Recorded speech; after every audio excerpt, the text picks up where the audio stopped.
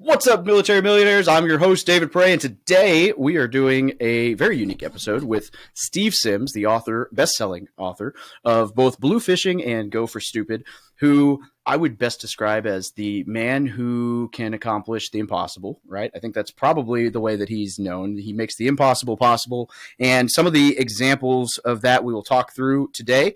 Book Bluefishing I found as a phenomenal read, and I recommend that you check it out. I'm in the middle of reading Go for Stupid, which is about achieving incredible goals and setting big goals for yourself.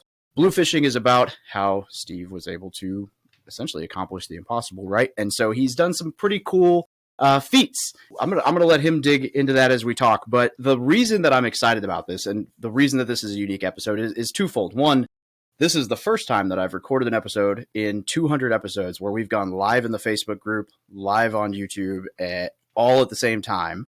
And two, well, I'm just really stoked to have Steve on the show. This came about because literally last week I had Steve's name up on a desktop browser on my computer to reach out and see about having him on the show. And at lunch that afternoon, my buddy Paul and I were sitting at lunch, and he's like, "Yeah, I had this guy Steve Sims on my podcast today," and I was like, "Oh, you gonna make an introduction? Because I think you should make an introduction." And here we are. And so I'm stoked because this is gonna be a lot of fun. So Steve, thanks for joining me today. It's a pleasure. I'm up early. I got my coffee, so I'm ready. I guess that's true. It is early there on the West Coast. So I appreciate you joining me today. Yeah. So you want to give a quick backstory on yourself, and I mean we'll dig in a little bit on your story here and what we're here to talk about, but share some of the stuff that makes you I don't even know where to begin. I mean, from being a bouncer in Hong Kong to making the impossible possible. I mean, the stories that you've got are just crazy. So look, for anyone out there that's now getting all built up that this is going to be interesting, let me let you down easy. It's not. I'm the exact same as you lot, you know, and I can be guaranteed on that, even though I've got a sexier accent. You guys are all aggravated. I'm aggravated. If you weren't aggravated, curious people that wanted to be better in life, you wouldn't be listening to this show. You know, that we can call that out straight out of the way. But as I was growing up in East London, as a bricklayer, I was curious, unfiltered, unrefined, big and ugly biker. So there was a lot of contradictions. And it came across as not violent, but agitated and angry and fierce. But as a youngster, I was like, you know, why are those people rich and I'm not? Why are those people driving around in fancy cars? And of course, everyone, you know, no one goes to England for its fine weather. So most of the time I'm on a building site getting shit on and rained on. So I'm like, how come they have it and I don't? And so I went on a mission to try and get to know affluent people. I learned very early on, without realizing I learned it, that you get further by being in the right room. Surround yourself with other people that are either just as agitated or can help you up the ladder. You know, kicking around with a bunch of poor people ain't going to get you anywhere. How do I know that? Because I was poor. You know, you sit in front of a room full of poor people going, "Hey, I want to do this one." And they look at you and go, "Ooh, you stick to your lane, grow up. Oh, don't get your head out of the sky," and all that other shit. But I didn't have that. I went out on a mission to try and hang around with affluent people. Now, if you want to hang around with affluent people, you got to bring something to the party. You've got to show up with some kind of value. Now, if someone's got a fancy car, give them a tip and trick on how they can really polish the car up to a brand new standard. You know, make their engine last longer, make their tires last longer, whatever, but give them an asset. And then all of a sudden, they welcome you into their circle.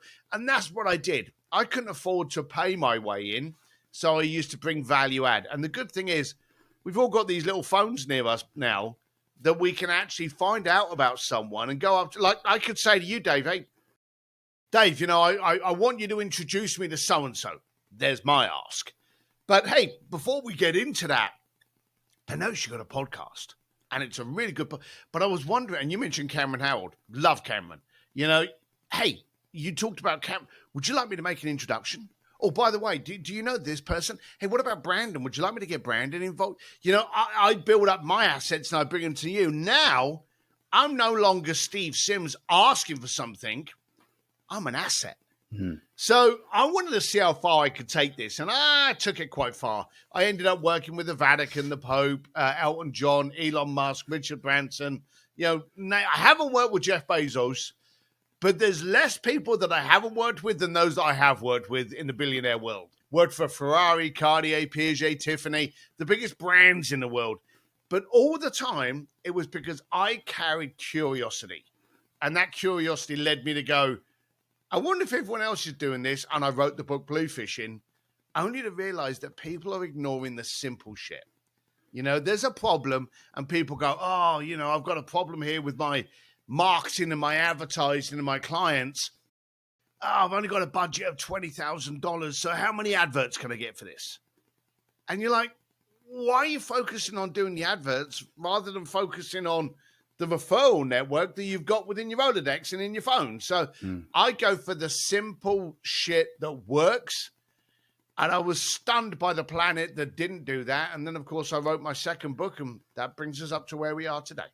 Man, and I love the way that you say that. So, I mean, it's the example you gave just leads into exactly what I think led to a lot of the success, which is that you're just a natural connector, right? And maybe not natural, but you are a connector, whether natural or not.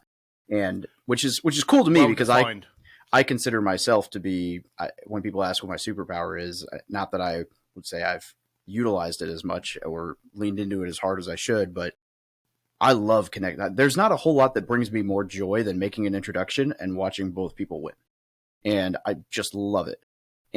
But I love the way that you framed the value proposition there, where you didn't say that you went to the guy with a really nice car and said, hey, how could I add value to you regarding this car? You said, I provided tips on wax or engine maintenance or making the car faster. You came with an idea of how to add value and just gave it to them.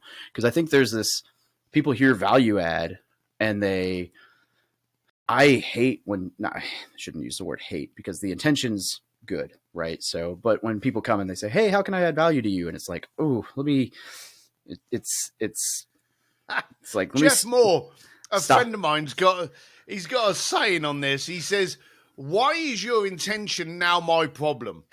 And I love it. I absolutely love people do that to me. So I'm just warning you if you're thinking of doing it. People email me, text me, message me, and they go, hey, how can I add value to your life? Or what can I do for you? And so I turn around and I go, and this is horrible, but this is what I do. Well, my dog took a shit on the lawn this morning. If you could run over and clean that up, I'd appreciate that. And they're like, well, that's not what I do. Then what the fuck is it you do? And start trying from there. Again, don't make your intention my problem. Yeah, because you're asking that person to stop and think through like, well, I don't know your skill sets and I don't know what you're good at. Let me find a problem and hope you can solve it. So instead, come and say, hey, this is what I'm good at. Let me offer it and just help your life be easier or whatever. I'll tell you a true story, all right? And tell me to move if this isn't the way you want the podcast to go, but this is a true story. I was trying to get hold of this Silicon Valley venture capitalist because I wanted to get into his circle. I knew he knew all of the people in Silicon Valley that were part of Twitter, Uber, Instagram, for everyone, and I knew that if I got into his circle, I'd have more billionaires to work with. I always preferred to work with billionaires because I could therefore know that they could pay my price, okay? If you're dealing with poor people and you have to start adapting payment plans, you're in the wrong market. So I always marketed with people where price wasn't the topic, value was. So that's the drop bomb for a second there. I like it. So I wanted to get this guy and I wanted to get him on my side. And so what I did was literally picked up my phone, Google searched the guy, and then I went on to images and I looked at where all the images. Now, if all of his images are him with a horse, hey, he likes equestrian. If all of his pictures are him cooking, he loves cooking. It's very easy, but I use the images to get a sense.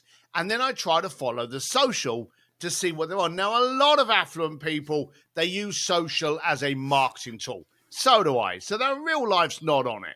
So I was trying to find out, and I found out about this charity that he was involved in. In fact, his wife was on the board and he went along to it. So I bought a ticket and I went along, and I had found that he was working on a couple of projects. So here's a little tip for you. Psychologically, people like 3s and 5s. Okay. Hey, I've got the 3 steps that can do this, or I've got the 5 ways you can do X. Now, here's the dumb thing. If I give you the 2 ways or the 4 ways, you don't trust it. But you trust 3 and 5. I don't know why, but you just do. So we were looking at this project that we found out he was involved in. And we did a little, in the office, what could go wrong with this? And we found 2 problems that could potentially derail his project. Okay? Couldn't come up with a 3rd. So we dug and we dug and we dug. And one of the girls came up with, I don't like his logo. And in some Indonesian country, that logo was a negative representation. So we had really tried to come up with a 3rd thing. And we were searching, you know. So we found out that, oh, you're going to upset this tiny little town in Indonesia because they don't like the color. So I went to the event. I bought my ticket. I'm waiting at the bar. And I've got my old fashioned in my hand. And I'm waiting to get in front of the guy. And he's got a bunch of his cronies around him. And he's got a bunch of people coming up and, you know, blowing smoke up his arse and all those kind of things. And I couldn't be around that. I had to wait till my time. So all of a sudden, you know, the cocktail reception started easing down. People started heading over to our tables, and he started getting empty. So I confronted him, and I walked up to him. Now, you're a big fella. When a big guy suddenly starts walking up to you, you kind of notice he's coming in, you know? So there's me, 240 pound of ugly. I've got my old-fashioned. I'm locked on his eyes, and I'm coming at you. And you could just see him kind of like, oh, fuck, who's this, you know? And I went up to him. Now listen to this, because this is critical. Hey, my name's Steve Sims. You don't know me. That's critical. Most people in any kind of power, profile, influence, they don't know who you are, but you know who they are. So when you walk up to them, they're stood there going, is he looking for a selfie? Does he want me to endorse his vacuum cleaner? You know, what's he... That's all going through. So let the person off the hook go, hey, I'm a great fan. You don't know who I am. And just let them off the hook. So I went, hey, my name's Steve Sims. You don't know me. But I do know that you're working on this project. And the funny thing is, we were running a case study in our office, and we came up with 3 ways that this project could go wrong. Just wondered, would it be of interest for us to run those past you, just in case you haven't noticed them? I haven't asked him for anything. I'm now looking at his, and he was like, yeah, okay. Now, his bunch of goonies around him have all kind of started to lean in from either side of him, staring at me. And I went, well, actually, number 1, blah, blah, blah, blah, I can't even remember what they bloody were. Number 2, blah, blah, blah, whatever that was. And number 3, you're going to piss off a small Indonesian town because of the color, you know? So it was a real stretch on number 3. And, of course, everyone laughed on number 3. But this is where it went wrong. He started laughing. And then all of his goonies started laughing. Now, the goonies didn't know why they were laughing. He was laughing, so they were just following him. They're looking at me, laughing at me. Now, that's not cool. So I'm like, oh, well, can't win them all. Kind of went a bit south here. And I turned around to walk away. And he put his hand on my shoulder. So now get this. He's laughing at me. His goonies are laughing at me. Now he's got his hand on me. You can imagine, I'm like, this needs to change quick because this could get ugly fast. Yeah. So I've got a bit of a side eye on the guy, and I'm starting to feel a bit kind of like, all right, you know, careful of your words, mate. You know, just where's this going? And he turned to me and said, please, I mean no harm or no rudeness. He said, but we shut that project down 6 months ago because of number 2 that you mentioned. He said, do you know what's funny? None of these pricks could see that, but you walk up to me in a bar and you could see the reason we had to shut our company down. Now, they shut up. They stopped laughing. And he looked at me and he went, I never go back to a project. When it's dead, and I move on. But I do like the way you look at things. Would you be willing to be on a retainer where I send you projects and you let me know what you think? Now, I've been with this dude for 5 years. And every year I get 2. I think the most I've got is 3 projects, which are beyond me. You know, they're like splitting atoms, speeding this up, this technology, these APIs, shit I don't understand. But I've always maintained if you can't explain it to an 8-year-old, you don't know what you're talking about. So I will literally get this and I'll be like, well, that makes sense, but I'm confused here. But I see where you're going with it, but why does it have to include it? And I just literally write almost like a homework assignment, a 1-page email, send it to him, and he's like, that's brilliant, great. I've been on payroll with that guy for like 5 years now. That's awesome. Just because I actually walked up, used a phone to get the information, and came up with 3 stupid reasons why his company would fail. But it's a perfect example. I mean, that's such a creative way to add value to somebody. That's, I mean, just brilliant and simple, because it's simple. It's exactly what we're talking about. It's the human shit, right? It's you finding a way to, solve somebody's problem or help somebody, with a problem they have. So, it's funny. We mentioned Brandon earlier, and we're both friends of Brandon Turner or whatever. One of the reasons that I think Brandon and I are friends instead of just people that know each other, like pure dumb luck that I was in the Marine Corps for a long time, and I happened to be stationed in Oahu, and he came to Oahu, posted he was doing a meetup, and I was like, oh, I got to go meet this guy. I bought my first house because of his book. And so I go and I shake his hand, and I didn't want to fangirl. So I was like, hi, I really like your book. And then I talked to this other guy named Doug, who long ponytail surfer dude, and he was a Navy guy. So he and I talked the whole time, and he teaches people how to surf now. So Doug invites me to go surfing on Saturday. I get out there and I figure out Doug's actually why Brandon was on the island. And so I end up surfing with Doug and Brandon all day. And so we had lunch and whatever, but this was when Brandon was looking at moving to Hawaii. In that next year, I sent him a couple houses to look at. He ended up moving to a different island. But at one point they had bought a car on Oahu, and they couldn't find like an affordable place to just store the car. And so I was like, dude, I got an extra spot in my garage on base. Just park your car in my freaking garage for like 4 months. And so he did. And then when they moved to Maui, I was like, yeah, man, I'll just drive it across the island and ship it to Maui for you. Like, no big deal and whatever. And I mean, we've been buddies for like, it was funny because he came and spoke to my mastermind 2 months ago, and somebody asked him like, hey, what did Dave have to do to get you to come speak to the mastermind? And the answer was like, I just started laughing because I was like, I texted him, yo, you want to come speak to my mastermind? And he said, yeah, email my assistant. I'm like, he does very simple things. Brandon's a good, personable person, direct person to person. And a lot of people actually are terrified of people that are that open. I was supposed to do a meetup with Brandon, so I'm calling Brandon out now. I was supposed to meet up with him on Sunday, but someone had asked him to go to church, and so he blew me off just to go to church on Sunday. But Brandon's a fantastic guy. We all love Brandon. Yeah, he's a good dude.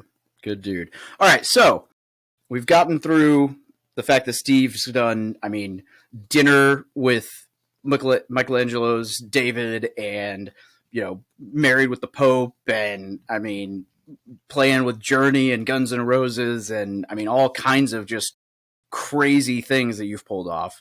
And so then the new book, we're talking through big goals, and the thing that I love in like the second chapter, there we go for stupid. The second chapter, you're talking about like the simplest concept, which is the reason you've been able to accomplish some of this, or a lot of this, is because you just ask the question. And I'd love to hear, if you want to talk, we'll talk briefly about some of your tips and tricks for goal setting, and then we'll get into what we're doing next week that is going to be awesome, and we'll see, we'll go from there. So a lot of people, and you kind of made the mistake at the front, and a lot of people do this. They go, Steve makes the impossible possible. He breaks the ceiling. He breaks through the brick wall. Well, all of that stuff is tense. Let's say, for argument's sake, I said, hey, Dave, let's start this business. And what should we do with it? Well, we're going to scale it up and we're going to franchise it out. We're going to move it all out. We're going to break through this and we're going to make these impossible goals and we're going to achieve them. When you start speaking like that, you become very tense. And anything tense breaks. Okay? But if I said to you, what's your goal today, Dave? And you went, oh, I want to 10x my company. And I went, let's 30x it. Fuck it. Let's have some fun. And do you know what happens? What just happened to you? I got light. You smile. Yeah. You know, when we talk about doing the impossible, we grit our teeth. When we gamify our goals, we smile because we become a creative 5-year-old. And everyone that I met, the Elons and the Richard Branson, all of these kind of people, they look at it and they go, okay, we've got this problem. Why is the problem there? And how can we have some fun with it? And I remember first hearing that going, how can we have some fun with having a debt? How can we have some fun with not getting our orders out there? How can we have some fun with getting better clients? You know, but when you gamify something and you have some fun and you're willing to set ridiculous goals that the normal person will laugh at, and until they laugh at them, they're not big enough, then you don't ignite those neurons and you don't gamify it. So with me, as I was growing up, I was always like, how can we do this? How can we play with this? And I also made sure that the word impossible became my Voldemort. Now, if anyone's watched Harry Potter, you never say Voldemort. You never say that word. For me, I don't say impossible because I don't want to acknowledge it. How many times do you hear someone say, hey, we're going to do this. I know it's impossible, but hey, I'm going to go for it. Well, you've just given yourself an excuse. Remove it. Hey, I'm going to do this. There you go. Leave it at that and just go for it. The education is failing. Now, you flew by a couple of my things that I've done. There's been many, many times in my career, and just for anyone that hasn't caught up yet, for 25 years, I ran a concierge firm for the richest people in the planet. And I worked with Elton John, and I worked with the Vatican, and Andrea Bocelli, and Ferrari, and Formula One. I didn't really care about those things. I cared about having a conversation with a billionaire. Hey, if you wanted to have a drum lesson with Guns N' Roses, I'll make that happen. But then I'm going to get to have a conversation with you the following day going, hey, did you have fun? Oh, by the way, how do you look at investments? How do you look at retaining people? How do you look on all of those kind of things? Okay. So that's what I was at. My business was a Trojan horse. I would get you front row at Milan Fashion Week, but only so I could have a cocktail with you the following day and actually interview you and basically do what you're doing. I was doing that before podcasts were around. But I was always a curious kid. And kids, they don't have that fear. When they're 5 years old, they're curious. They ignite. They're magical. They run around with a pillowcase around their neck going, I'm a Superman. I'm a superhero. And as parents, we look at them and we go, yes, you are. You can do anything. And we encourage them, don't we? And then what happens when they get to 8 or 13 or 18? If they're still running around with that pillowcase around their neck, pretending it's a cape, calling themselves Superman, what do? We go, grow the fuck up. Know your place. Get smart. Stop being a child. And we diminish their creativity. But if we try not to, if we step back into that curious 5-year-old and we go, I want to play with Dave. I want to play with Brandon. What toys do I need to bring to the sandpit? If you keep it as primitive as that, you get further. And that's how I've been able to grow into the connection that I am. And you did actually bring something up, which was a beautiful statement. I'm very proud you noticed it. You said that I'm a great connector, although it's not something that I do naturally, but I do connect. Now, when you do something naturally, that's because 9 times out of 10, there's been repetition behind it to make it natural for you. We walk, we breathe, we eat, we do all of these things naturally because we've learned to do them.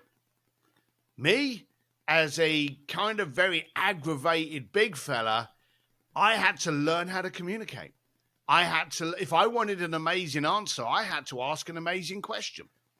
And I learned that by asking terrible questions. And the other thing is, I'm quite an introverted person. Like I went to an event in Austin, Texas. I think it was just over a week ago. actually longer than that, maybe like, 11, 12 days ago. I came home. I haven't left my house. Now I've got to go and speak at an event in San Diego in 2 days' time. I won't leave my house until I go. And then when I get back, apart from the event that we're doing that we're going to talk about, I've got another gig in Venice in the 26th of April. I won't leave my house in between that. I love being home with my wife, with my kids, and with my dogs.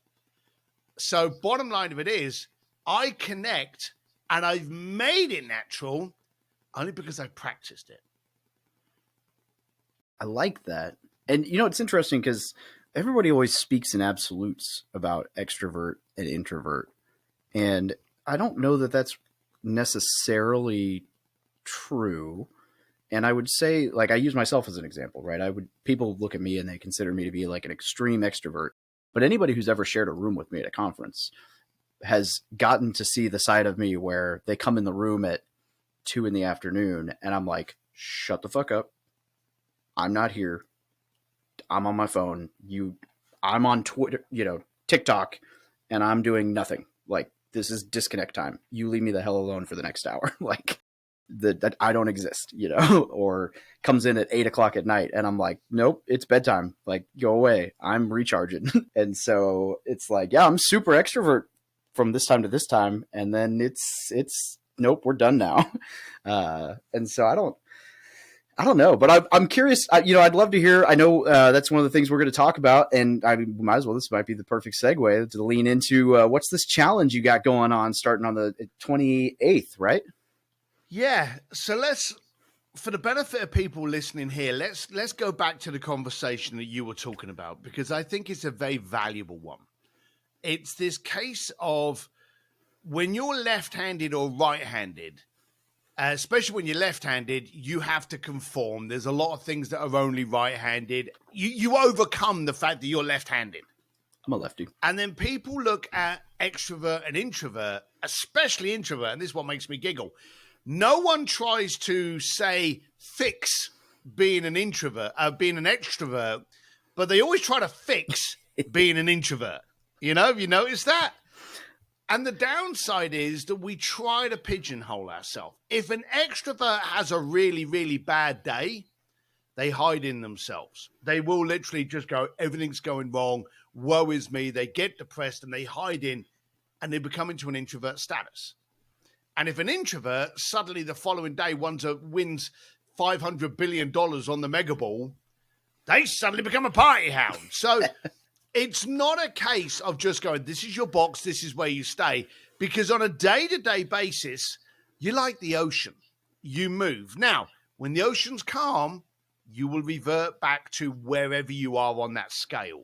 Mildly extroverted, incredibly extroverted, mildly introvert, excessively introvert.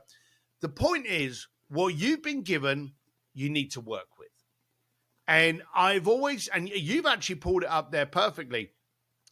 I personally think introverts have it better than extroverts. You see, as an extrovert, they want one thing. They want the center of attention, okay? They want people to look at them. They want to entertain. They would walk into a crowded room, strip off their clothes if everyone would watch them. But an introvert, and this is where you can validate this, so I'm putting you on the spot. You said that when you go to conferences and people share your room, okay? Why are you at that conference? Well, normally speaking or the brand or networking, learning. Okay. Whatever. There's a purpose. Yeah. That's the key there. An introvert will look at the opportunity. Now, as I say, I'm on stage a lot, and I've got a funny story about one of my stage gigs in a second. I speak on a lot of stages. I think last year I spoke on, I think it was like 30 stages. This year so far, I think I've got booked up like 16 stages. So, and I'm literally flying all over the planet on big stages.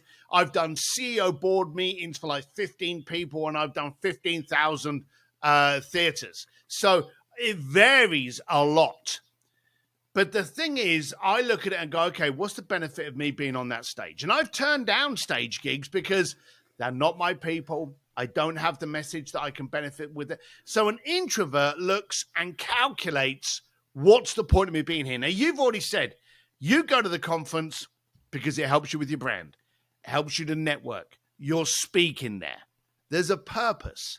So these introverts that are there going, oh, I can't do these things. You can when you add the purpose to it and the reason for it. If I said to that introvert, okay, you're shy, you don't want to do this. And again, we're all on a different scale. You don't want to do that. It makes you feel uncomfortable. But when you do it, it's going to impact 30 people. And that you start going, it's not about me. It's about them. I had a gig in Scottsdale. I think it was like first quarter of last year.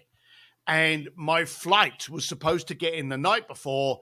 I could sleep through the night. I could go to the conference. I could see the temperature of the room. I could talk to a few people before I went up on stage at 2:00 in the afternoon. Okay? I'd have been fine. My flight got cancelled. There was some extreme weather. We flew in the following morning, 10:00 in the morning, grabbed an Uber, shot over there. I'm in my hotel like about 11:30, and they brought me forward. They wanted me to go on before lunch. So I'm frazzled, and I'm like, okay. So I put my music in. I get kind of some good music going, get some vibe, mellow myself down, get out there, bang, go on stage, delivered.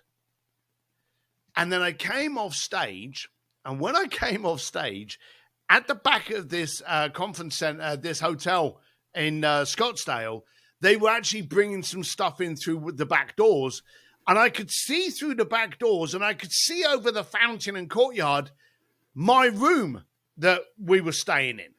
So literally, I just bolted through these doors into my hotel room and just laid down and just got myself back together. Now, I got up. I was only in there for maybe about 30, 40 minutes, just kind of like collecting myself. And, it had been very stressful. Now I'm on stage. Now I'm performing. I just needed to get calm again. So I did that for 30 to 40 minutes, got up, picked up my phone, and there were like 24 texts from my son and a bunch of other people that were at the event going, where are you? And I contacted my son and I said, what's going on? I've just got all of these texts. And he said, you got a standing ovation and people were trying to get you to come back on stage. I had bolted and was laid down in my room trying to gather myself. So we handle ourselves accordingly. We recharge a phone. We recharge cars now. But 9 times out of 10, we don't recharge ourselves. So next week, if I may go into that now, next week on the 28th, on the 28th, 29th, and 30th, we're running an online free challenge where we're going to take you from introvert to influence. And we're going to get you to such a status that you're actually going to be in a position to be able to charge to speak on stage.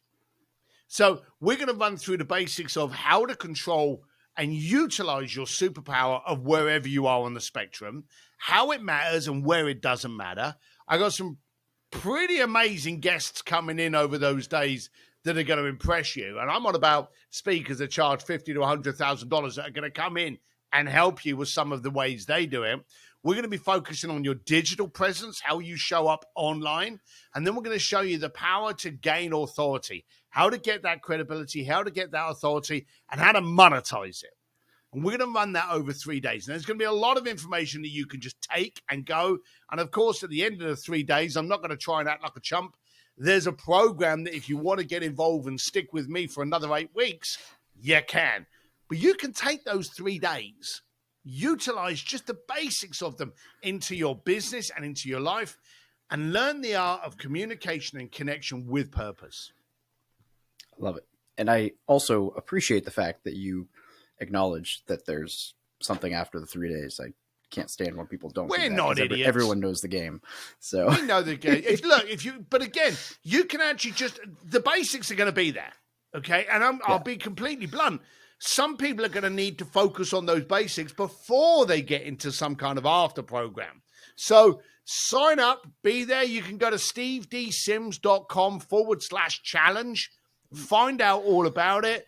As I say, it's free for 3 days. And of course, there's an offer. But hey, ignore the offer. Don't do it. But utilize the basics that you're going to learn over those 3 days. You said steveDsims.com/ Yeah, /challenge. There's only D. Don't forget the D, and there's only one M in Sims. So steveDsims.com /challenge. Cool. Just, introvert to influence. Just wanted to make sure I dropped that. That's the one. The right way. Good. Awesome. Yeah, I'll be there. I think my biggest stage so far is like 700 people. Ironically, in a not nearly as rushed as your situation, but kind of similar feeling was that stage. It was only 700 people, but I remember walking up to the audio booth at the back and saying, hey, I just wanted to make sure I'm going on in 30 minutes, and I just wanted to make sure that I've got enough time to run to the bathroom. And they were like, actually, like, as I'm asking, the dude on stage finished, and they were like, nope, you're up now. And like, mic on, I'm like, I gotta, like the old nervous piss. I'm like, they're like, nope, you're up, and like stick a mic on and like rush me to the back of stage. I'm like, I'm like, shit. And, it went great, actually. In fact, at the end of the presentation, some dude quit like a $250,000 job working for, I don't remember if it was Apple or Google or some.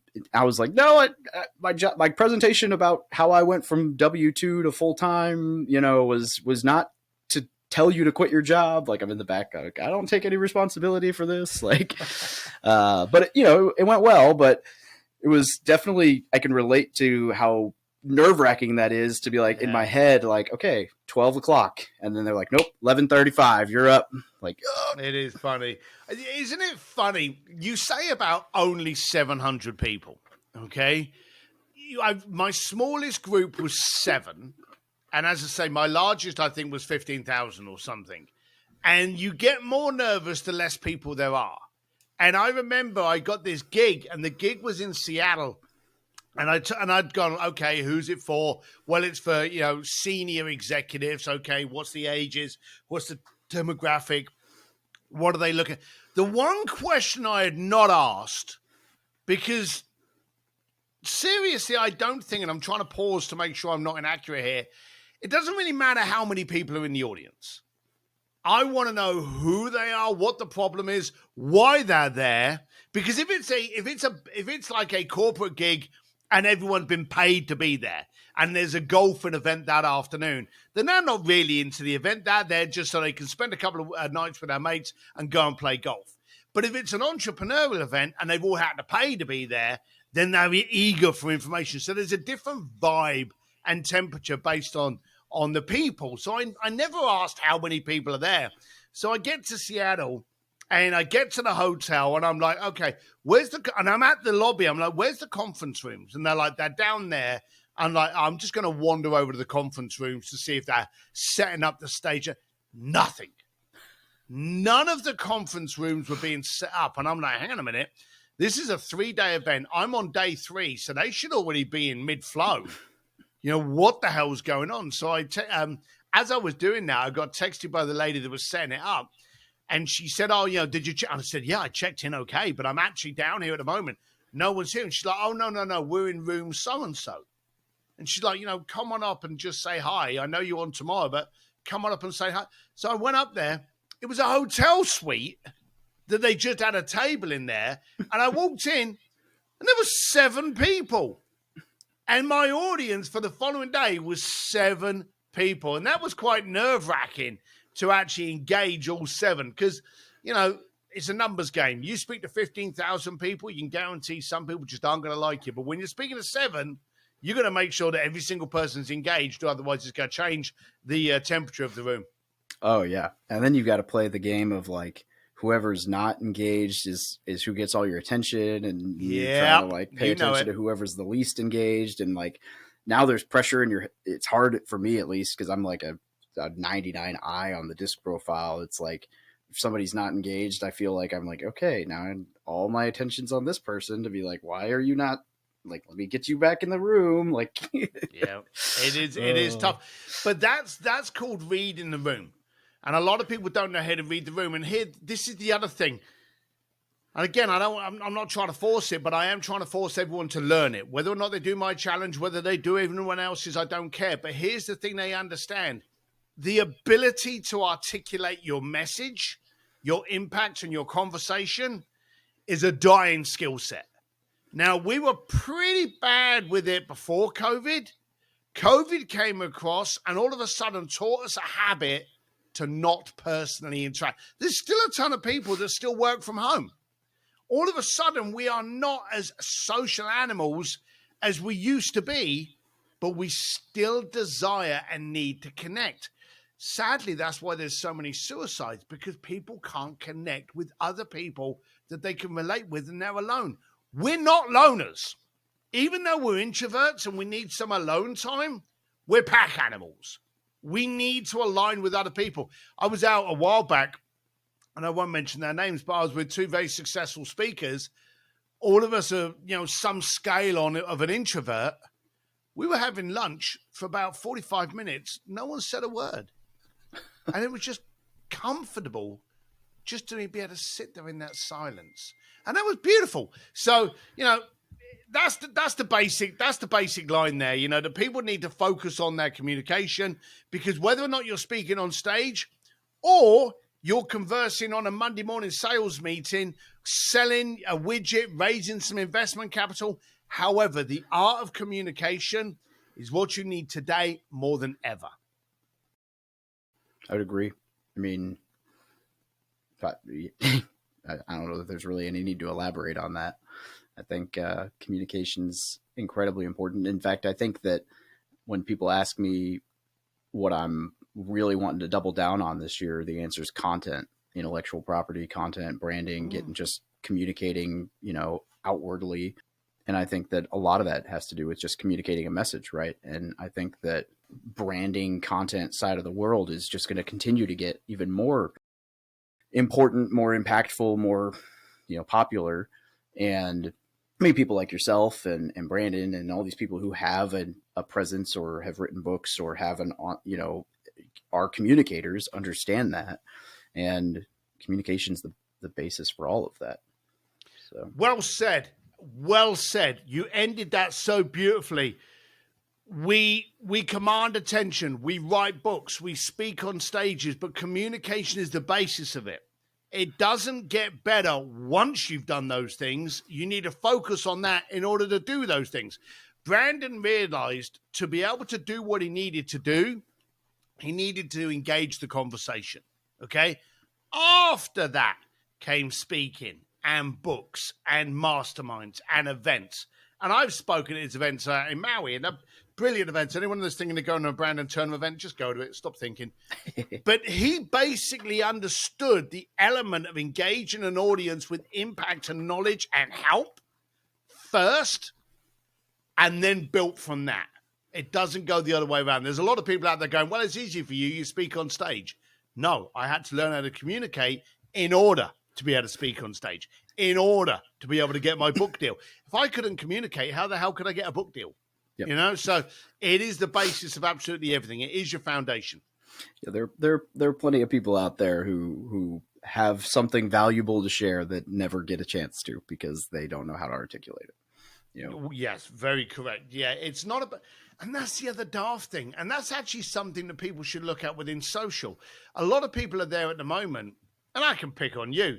Of course. Only because you're far away from me and you won't thump me until we meet. I got thick skin. And then you can punch me.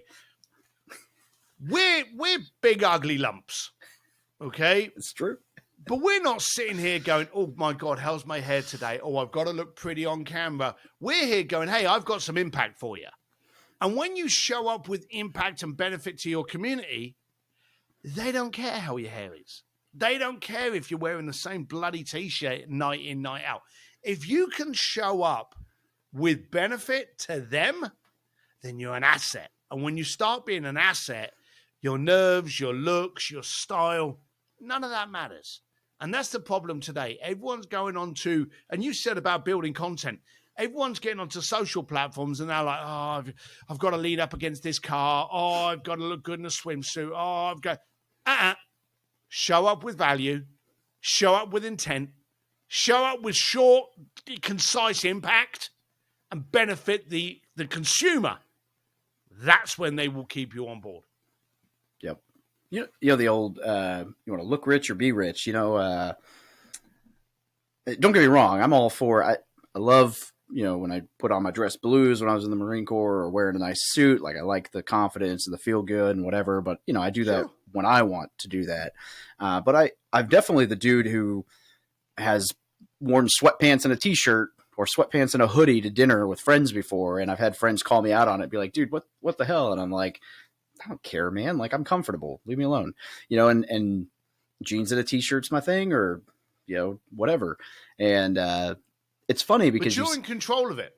That's the key there is you're in control of you. A lot of people will wear a suit to become a shield, or they'll spank that credit card out to get an expensive watch. They've got no money, but they've got this to show off and to try and go, oh, look at me. I've made it because I'm hugely in debt on this watch.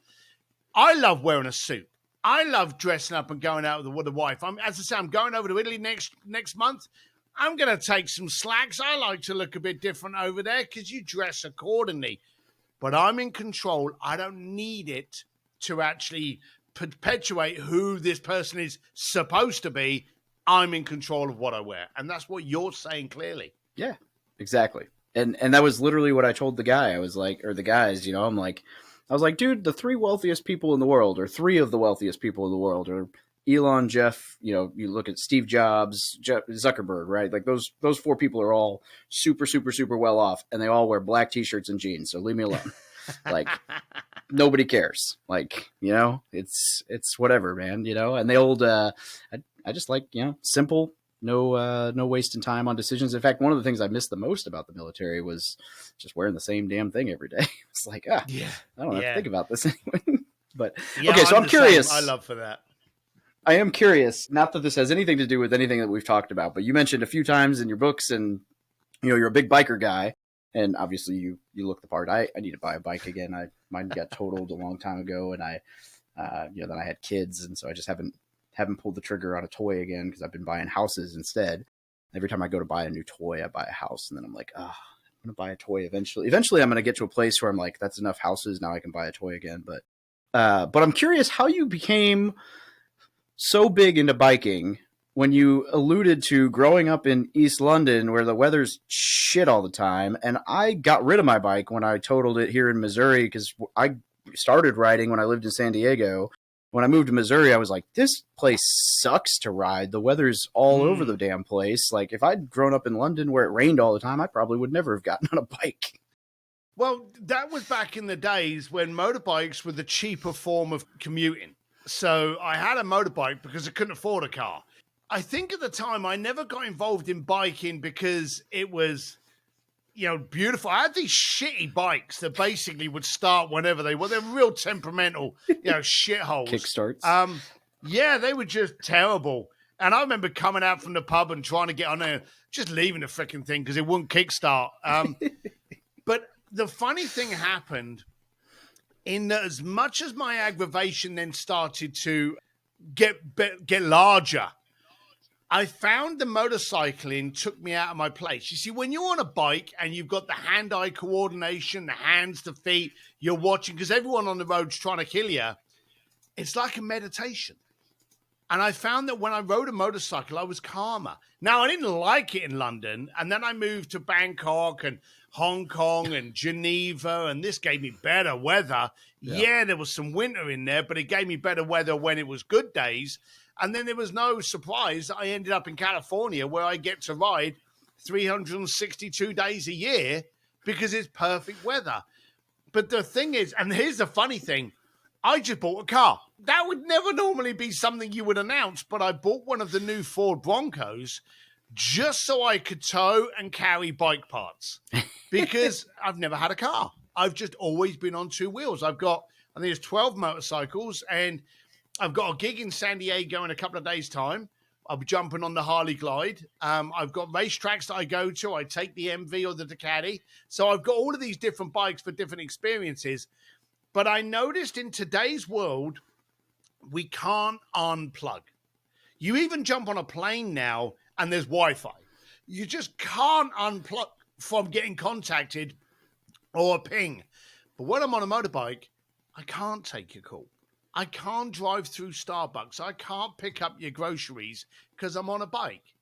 And I get an hour where you can't contact me.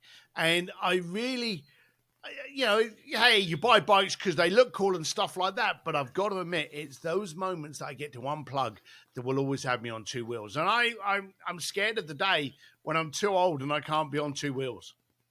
That's a good answer. I like that.